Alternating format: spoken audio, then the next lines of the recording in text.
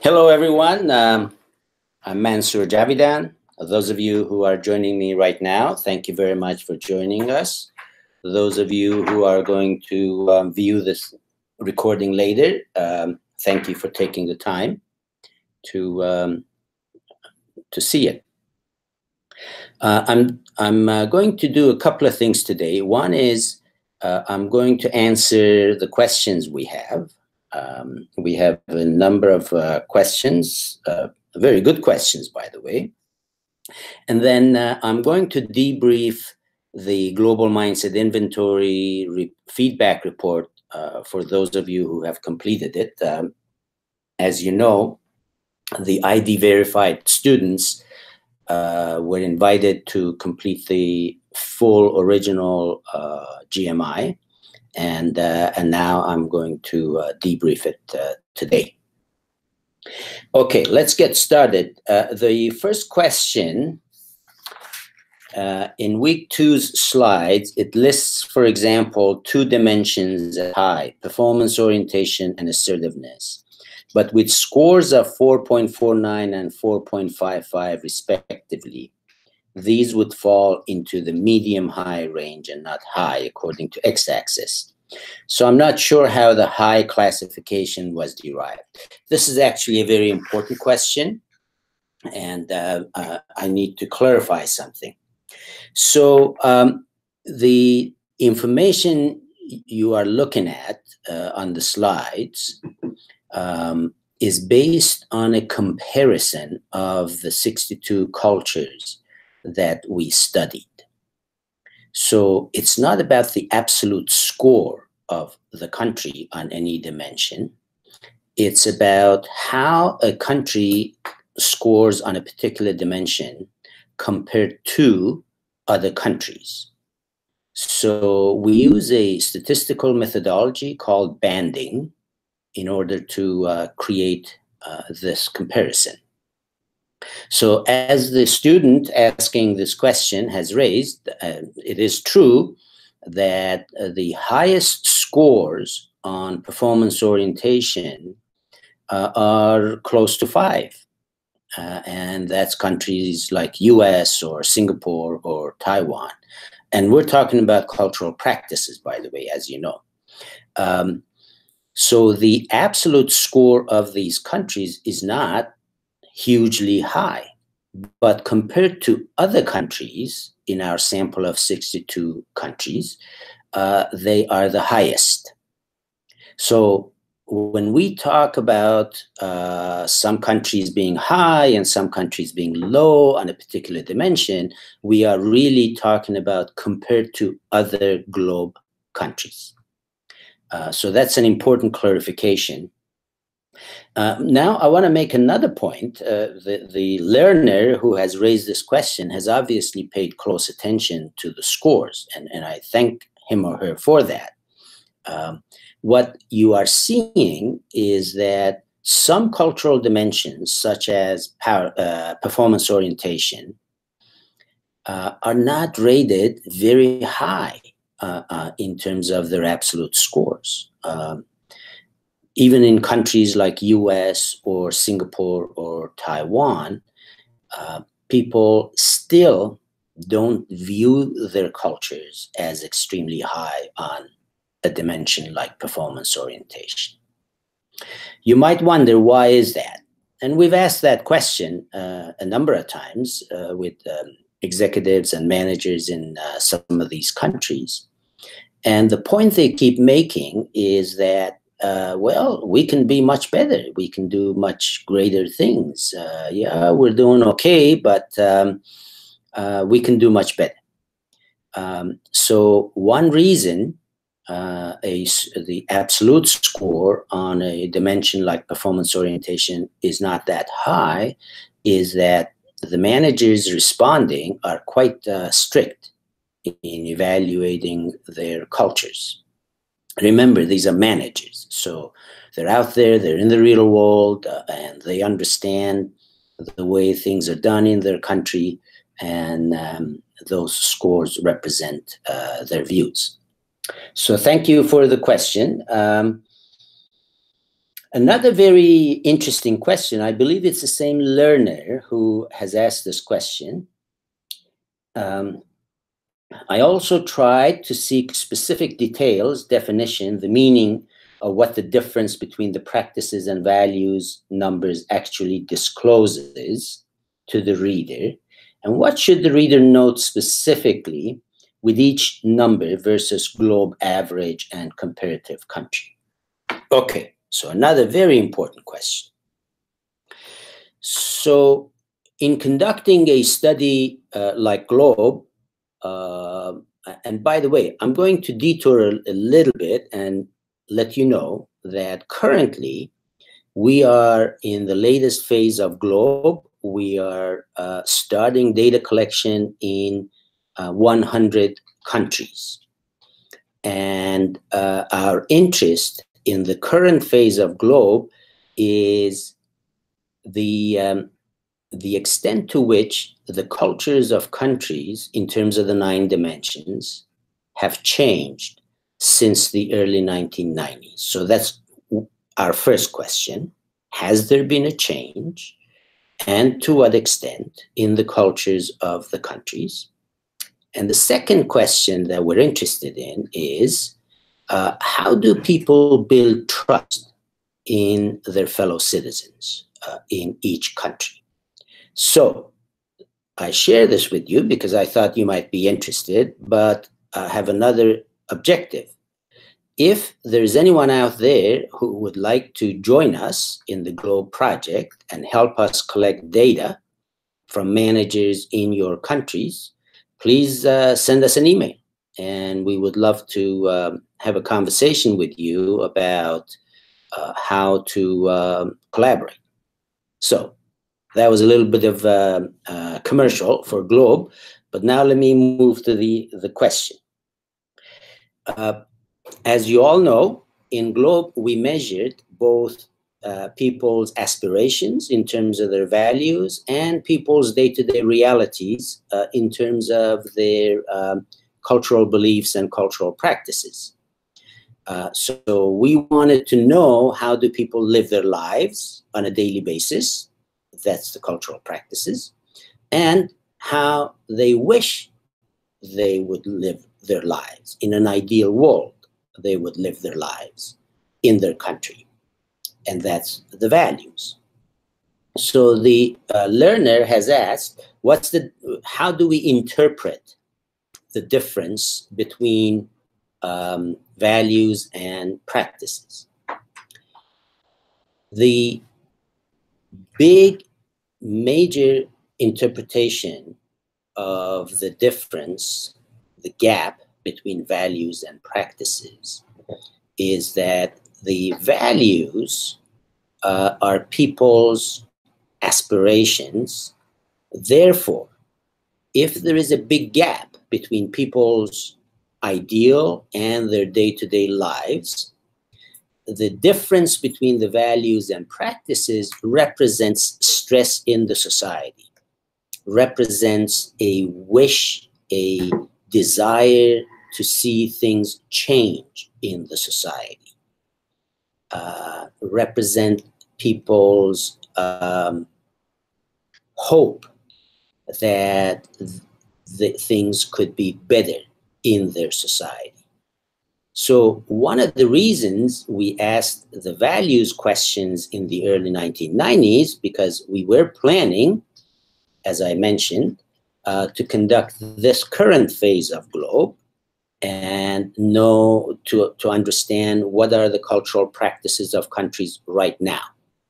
One of our hypotheses is that the gap between the values and practices in the 1990s predicts the extent of change that we observe in 2019, because we are going to collect all the data by the end of 2019. So that was one reason why we wanted to separate values from practices, because our hypothesis is that the difference between the values and practices, the score, the grade, the gap, the delta between the values and practices is a predictor of the extent to which a society's culture has changed by the 2019. Now, there is another reason why we separated values and practices. We've done a lot of analyses, and what we have found is that when you look at leadership ideals, I know that information and that topic is not covered in this course because this is a course in cross-cultural communication.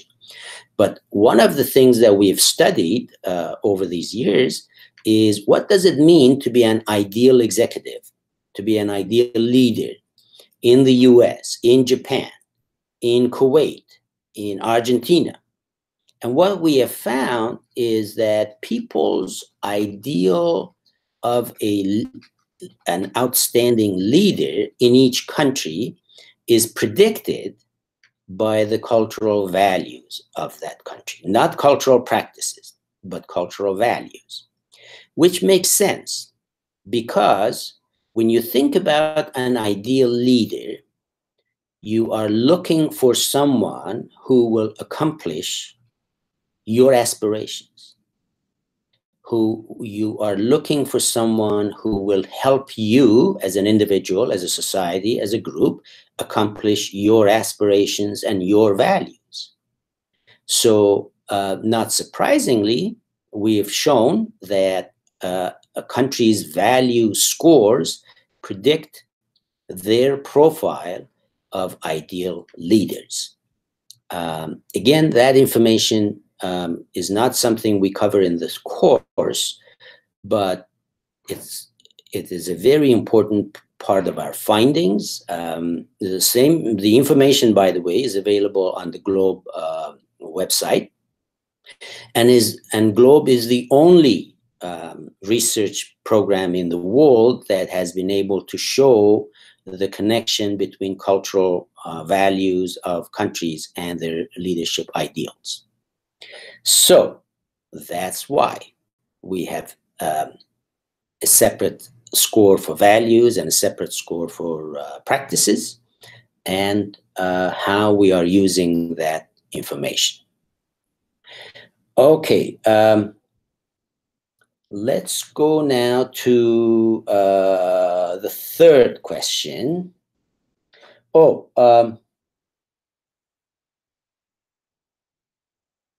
The question starts with a comment on the interview I conducted with Simin Saifzadeh. Here, I will read the comment to you. Based on the story of Ms. Simin Saifzadeh, I would like to thank you for sharing a very good lecture with us, the precious experience you have given us.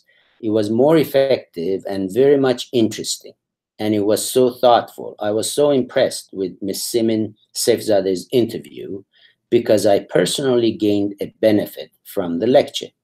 How does someone maintain a good cultural practice? Well, thank you very much for your kind words. I'm very happy to hear that you found the interview interesting, informative, and thoughtful. Ms. Saifzadeh is really an example of a person who has lived life and experienced life through the cultural lenses of many parts of the world. And it's that's why I conducted that interview, and she was very kind to share her time and experiences with us. How does someone maintain a good cultural practice? Here are a few things that I hope all of you will take from this course. Number one, all of you should be always aware of your own cultural lens of how you are used to doing things. So that's step number one. Because we take all of that for granted, as you know, but we really need to remind ourselves that each one of us has a particular way of doing things, and our way of doing things is partly driven by our cultural lens. The second thing that is very important is to remind ourselves that our way of doing things is not the only way. There are many other ways that things can be done by people from other parts of the world. So the same way that it's natural for us to do things the way we do, it's natural for other people to do things the way they do. So that awareness that our way of doing things is not the only way of doing things. And just because other people do things differently, it doesn't mean they're wrong. That is really important. The third suggestion I would make is when you are interacting with someone or some group of people from another part of the world, curiosity, asking questions, showing interest in how and why they do things goes a long way in helping you do successful relations, business, whatever it is that you're doing with people from other parts of the world. So paying attention to their way of doing things, paying attention and learning about them and from them about how they live lives in different parts of the world. So these would be very basic things, but very critical steps that need to be taken if you want to continue to maintain a good cultural practice. So good luck with it and enjoy it. This is really fun. It's wonderful. I'll detour again. I was on a conference call with a group of scientists from 5 or 6 different countries yesterday. They're working together on a very big project, and we counted the number of languages that the members of the team speak in total, and it was 8. And I made the comment to them that, wow, this is really fascinating to have people who can speak different languages on your team, because the fact that they speak different languages means they've lived lives differently. So what a great opportunity for each team member to learn about and from the other team members. And by the way, that is one of the reasons why you have the assignments that you do, partnering with someone from another part of the world and collaborating and sharing information about yourself and learning about other people. So I hope you enjoy it. The next question: what are the differences between active listening and hearing someone? For example, in the US, we are, in quotes, listening to someone while still responding to email via smartphone, etc. It's not really viewed as disrespectful, but as multitasking. How would other cultures respond to this on both a professional and personal level? So I'm going to give you an example, a personal example, and then I'm going to try to answer the question. I was in Jakarta, Indonesia. I was invited by the CEO of a company to do a program for his senior executives. And on one of the days that I was there happened to be an internal conference. This was a conference where the CEO and some of the senior executives would speak to a group of executives. So a big event, and they asked me to join and be on a panel and share some information for the audience. And I agreed to do that. So after the event was introduced by the organizer, it was the CEO of the company that started making a presentation about the company's strategy and where they're going. And I noticed that among the 200 or 300 managers in the audience, quite a few of them were doing stuff with their iPhones and cell phones, etc. And the CEO was still talking. And it was kind of surprising to me because if I'm a manager and my CEO is speaking, I would want to pay attention.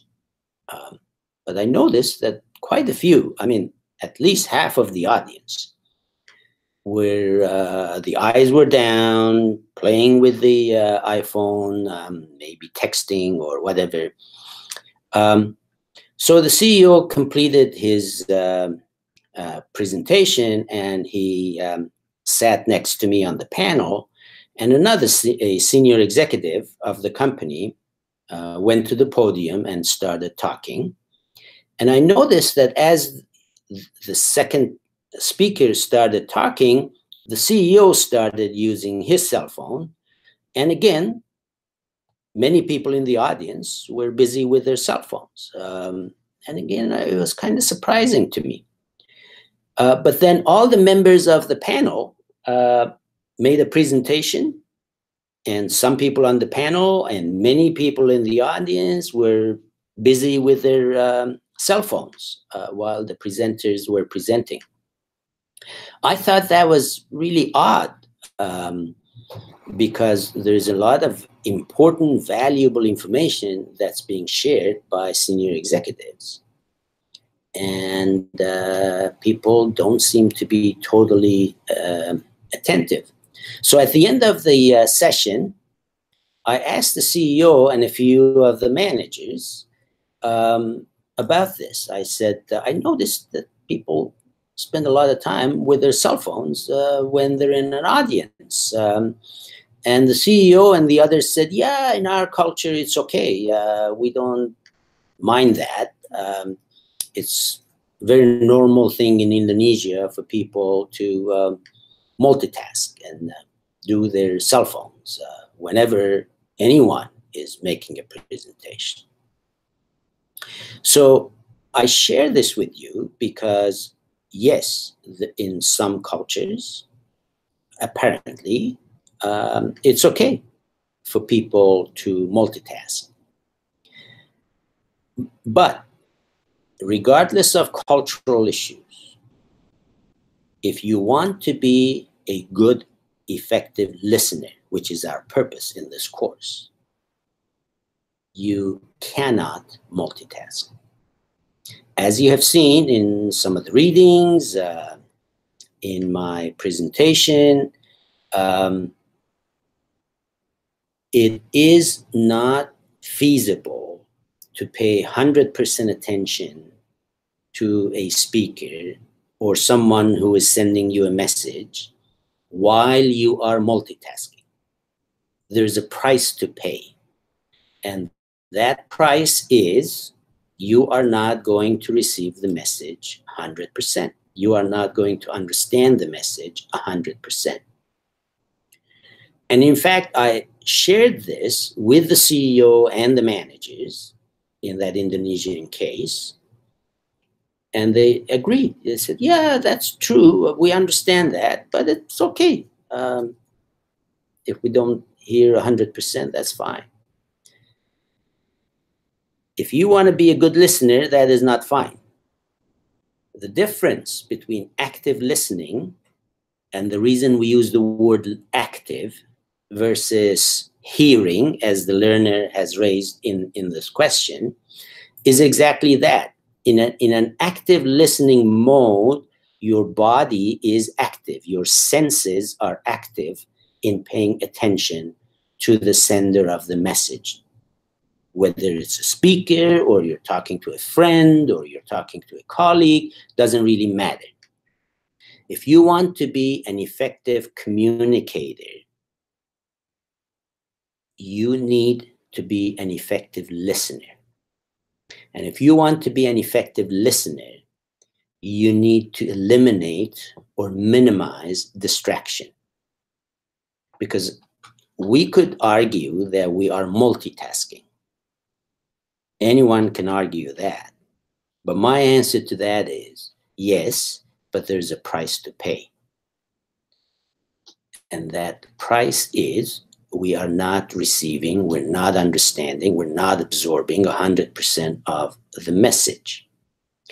Now, the key learning for me in dealing with this Indonesian case was I learned the cultural lens, that in their culture, they don't seem to mind.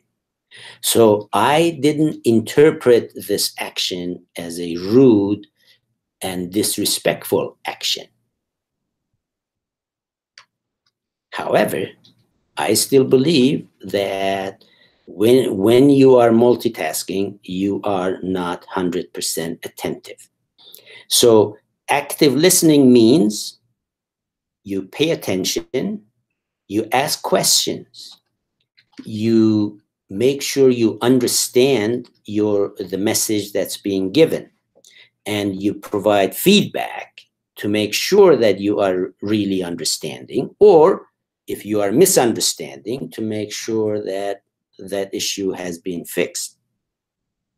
So I gave you a long answer to this question because this is really important. You will interact with people in different parts of the world who culturally may find it okay.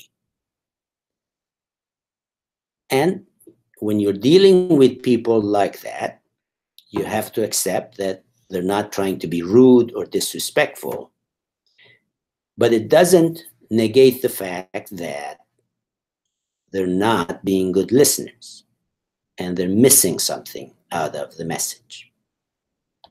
Okay, so that covers the questions that I had, and then the last question is about GMI and the debrief of the GMI. But before I get into that, do we have any other comments or questions? We do not. Okay. So I'm now going to debrief the feedback report on GMI. This is specifically for our ID verified students. Although, if you're not an ID verified student, I think you're going to learn something out of it. So all of our ID verified students were invited to complete the proper Global Mindset Inventory, or GMI. And those who completed it have received a PDF version of the feedback report. And I'm going to use one of these feedback reports. I don't know who it is. It's just a random report to debrief. So I'm going to start with page 2 of the report. At the top of page 2, the question is, what is global mindset? By now you know that global mindset has 3 major dimensions, which we call capitals. And there's a cognitive side to it, which we call intellectual capital. It's about how much you know, what information you have about different things. And I'm going to get into the details of that in a minute. There's a psychological side, which is really about your curiosity, your passion, your interest in cross-cultural situations.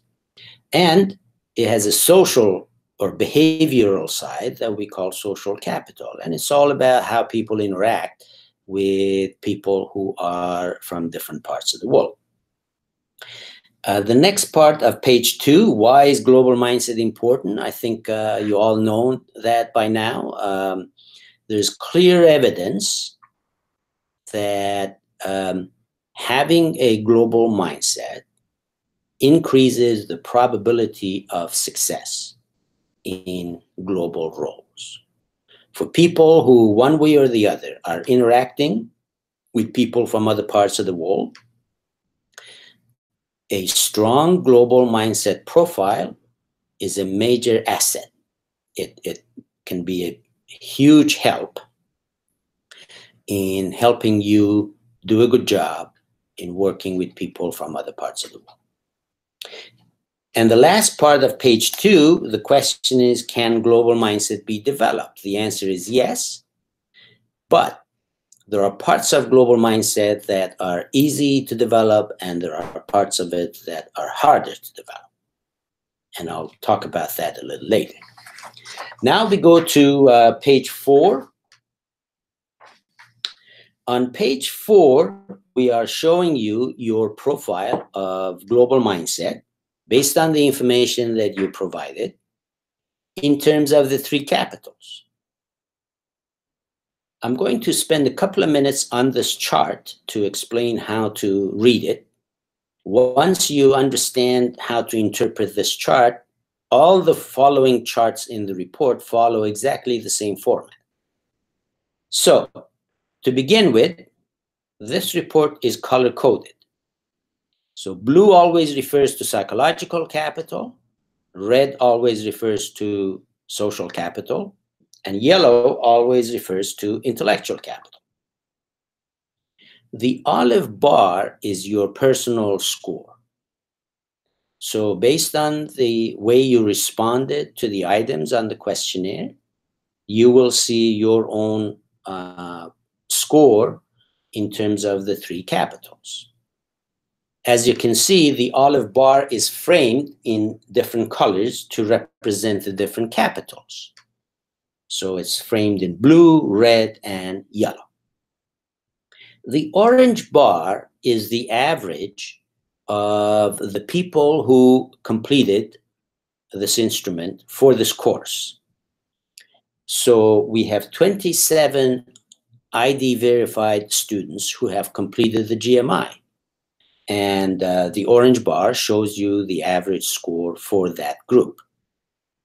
Now, you might ask, why is that information provided? What is the relevance of that information to you? The answer is, it is not relevant to you. But the reason we provide this information is, we work with companies. So companies like IBM, Cisco, Dell, ExxonMobil, Chevron, British Petroleum. So when a company asks us to conduct a survey of a group of managers, let's say in their production side or in their marketing group or in their R&D group, they are interested to know the average score of their managers. That's why we have the orange bar. So the orange bar is relevant when the participants are working together, either in the same unit or in the same company, etc. But since you as learners in this course don't work together in your jobs, then the orange bar is not relevant to you. Now, the black bar is what we call the grand mean. It's the average of 34,416 individuals all over the world who have completed this survey. Now, who are these people? Well, to begin with, a little less than half of them are based in the US. The rest are all over the world: China, Japan, Mexico, Canada, Germany, all kinds of countries, Brazil. The black bar shows you the average score for all of these people. In that group of over 34,000 people, there is at least 1,000 CEOs, somewhere close to 8,000 vice presidents and senior vice presidents and executive vice presidents, in other words, C-suite executives. And the rest are middle managers. So we have managers and databases from different industries, pharmaceuticals, telecommunications, finance, oil and gas, etc. And this black bar, the reason we provide that is it's kind of a benchmark. We can create all kinds of benchmarks for industries, for levels in organizations, for functions, etc. But for this report, we're just showing you the average of all the people who have completed it. Now, you see light gray bars in the chart. The light gray bar shows you the range between the minimum score and the maximum score for each group. So the light gray bar associated with the orange bar shows you the range between the minimum and the maximum score for the learners, the ID verified students in this course. The light gray bar associated with the black bar shows you the range between the minimum and the maximum score for the grand mean. One last thing, all of these charts are sorted based on your olive bar. So always the highest score, your personal score, the olive bar, the highest is at the top, followed by the second highest, followed by the third highest. So that's how all of these charts are organized. All right, so again, on page 4, you're looking at your profile in terms of the 3 capitals. Now let's go to page 5. On this page, you're familiar with this now. This is the structure of global mindset that you have seen in my video. So I'm not going to go over it. But this report will show you the score, your score in terms of all of these boxes in this chart. Okay, on page 6, we show you how we measured the 3 elements of intellectual capital. So global business savvy means your knowledge of global industry, your knowledge of global competitive business and marketing strategies, and a few other things. Your cosmopolitan outlook refers to knowledge of cultures in different parts of the world, your knowledge of geography, history, and important persons of several countries. And cognitive complexity refers to your ability to grasp complex concepts quickly, strong analytical and problem-solving skills, and a few other things. So these bullets that you see on page 6, for every bullet, there is at least one question on the questionnaire that you've completed. Sometimes more than one, but at least one. So now we go to page 7, and you can see your own profile in terms of the 3 elements of your intellectual capital. Again, first of all, you see everything is yellow because yellow always refers to intellectual capital. The olive bar is your personal score on the 3 elements of intellectual capital. And again, the orange bar is the average for the learners in this course, and the black bar is the grand mean. Now we go to page 8, and here's more information about how we measured your psychological capital. So passion for diversity refers to how much you enjoy exploring other parts of the world, how much you enjoy getting to know people from other parts of the world. Quest for adventure means your interest in dealing with challenging situations, your willingness to take risks. Self-assurance means how energetic you are and how self-confident you are in global contexts. So again, for each one of these bullets, there is at least one question on the questionnaire. And now we go to page 9, and you are looking at your own profile on the 3 elements of psychological capital. Again, everything is in blue, and the olive bar is your personal score, and the orange bar is the group average. And again, a reminder, we always sort these charts based on your olive bar. So the highest olive bar goes to the top and followed by the others. On page 10, you see information about how we measured social capital. So intercultural empathy refers to your ability to work well with people from other parts of the world, your ability to understand nonverbal expressions of people from other cultures. Interpersonal impact refers to your experience in negotiating contracts and agreements in other cultures. Diplomacy refers to your ease of starting a conversation with a stranger, your ability to integrate diverse perspectives, and a few other things. And on page 11, we show you your own profile in terms of the three elements of social capital.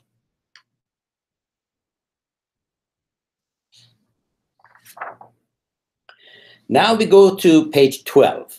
On page 12, we remind you of your own profile in terms of the three capitals of global mindset. This is a replica of page 4, nothing new here.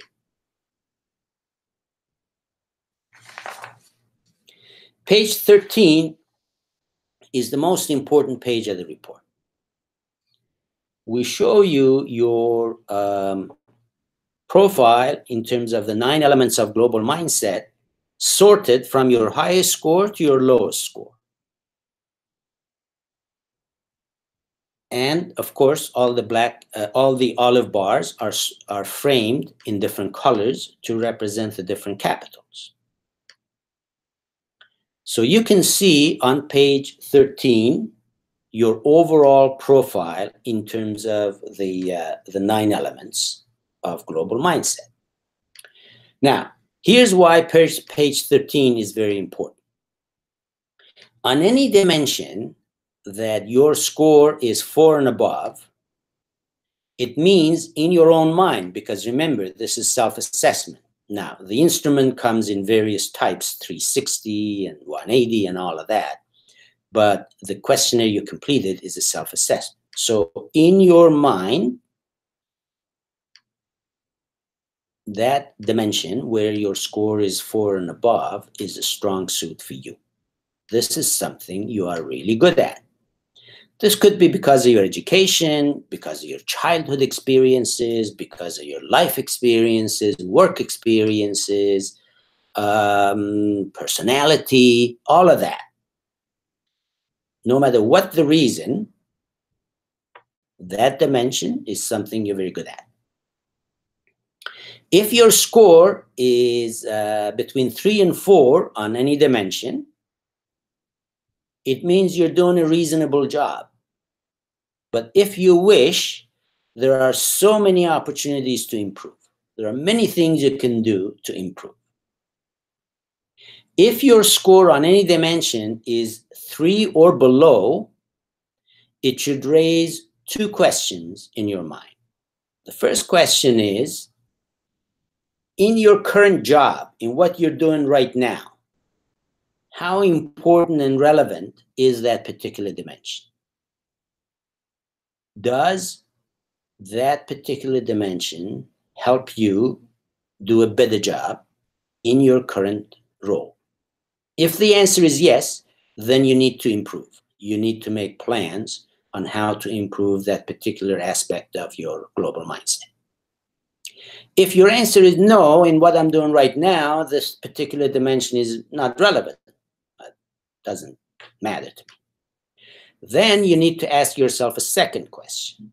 And the second question is, where do you want to be 5 years from now? What kind of a job do you want to have? What kind of a position? What part of the world do you want to be in? And is that dimension relevant and important in what you want to achieve 3 to 5 years from now? If the answer is no, that particular dimension is not going to be relevant for what I want to do, well, in that case, don't worry about it. So having a low score on a particular element does not mean you got to do something. you have to put that score in the context of what you're doing right now and what you want to do in the future.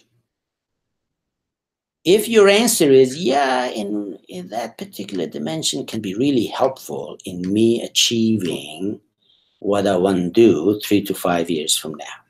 If that is the answer, then you need to make plans to improve. So that's how you interpret this particular page. And you decide which aspect of the 9 are important and relevant to you, which aspects you're strong at, and which aspects you think you need to make plans to improve. So page 13 of the report is the beginning of your personal and professional development. Okay. Pages 14 and 15 are not really relevant to you because, as you can see, it's all orange bars, which means the average of the group, and because you're not a real group, it's not relevant. Page 15 shows you pretty much the same information, but in numeric form, because some managers told us they prefer to work with raw numbers instead of bar charts. So we provide the raw numbers. The only additional information here is the percentiles.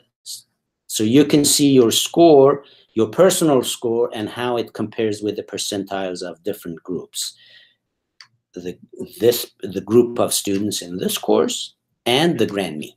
So just a comparison point of view. Now, we go to page 17. Pages 17, 18, and 19 are designed to help you with your personal development planning. So the way that I've created these questions is to move you step by step to get you to identify some specific actions that you will take to improve. So once you complete your own analysis of page 13 of your own report, then you go to the questions on pages 17 to 19, and you answer those questions. And by the end of page 19, you should end up with a series of steps and actions that you have decided you will take to improve your own profile. Good luck with that. So there you have it. That is the GMI feedback report. I hope it's been helpful to you. And if you have any questions about it, don't hesitate to send us an email. Thank you very much. That brings my session to an end. Thank you.